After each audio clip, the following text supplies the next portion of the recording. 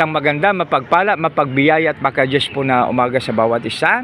Ang pagpapala nawa ng ating Panginoon ay suma sa atin lahat. Mga kaibigan, welcome po kayo sa ating gawain, sa ating Bible reading. Dito na po tayo sa mga awit 78:2, aking babasahin. Itong aking sasabihin ay bagay na talinhaga. Nangyari pa noong una, kaya ito'y mahalaga, mahiwaga. Puri nawa ang Diyos sa pagbasa ng salita. Tayo manalangin. Maraming salamat po sa iyong pagpapala sa bawat isa sa amin. Lord, salamat sa iyo. Sa pangalan ni Jesus namin po ito pagligtas. Lahat po magsabi na Amen and Amen. Dito mga kaibigan, sa ating verse ngayon, no, sa 78 verse 2. So dito po mga kaibigan, aking babasahin muli. Itong aking sasabihin ay bagay na talinhaga. So dito mayroon tayong mga tinatawag mga kaibigan na figurative language, no? So ibig sabihin pag sa Ilonggo ay paanggid. So sa Tagalog na may salitang talinhaga, sa atin naman ay figurative language sa English. So kaya minsan, no, so kung halimbawa iba yung background ng isa, mahirap niyang maunawaan yung isa. Iba naman yung kultura ng isa, mahirap niyang maunawaan yung isa. Kaya sa pag-study natin ng Bible, kailangan natin kunin yung history, no?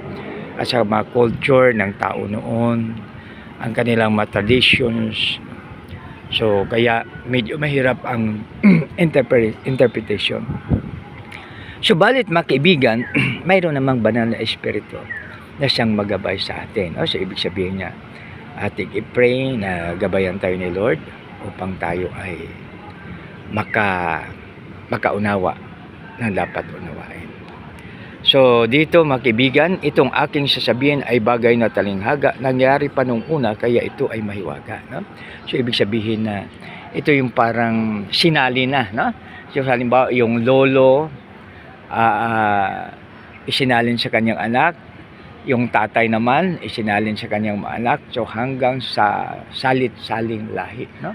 So ibig sabihin na history. So sabi ng iba, yung ating mga ninuno noon, sinusulat yung ating yung sinusulat nila sa papel. Hindi sa papel, sa dahon. Kaya hindi daw na-preserve yung ating mga alpabeto o kung ano pa man. No? Subalit sa ibang bansa, ginamit nila ay bato. No? So ibig sabihin pagbato. So talagang kwan siya, no?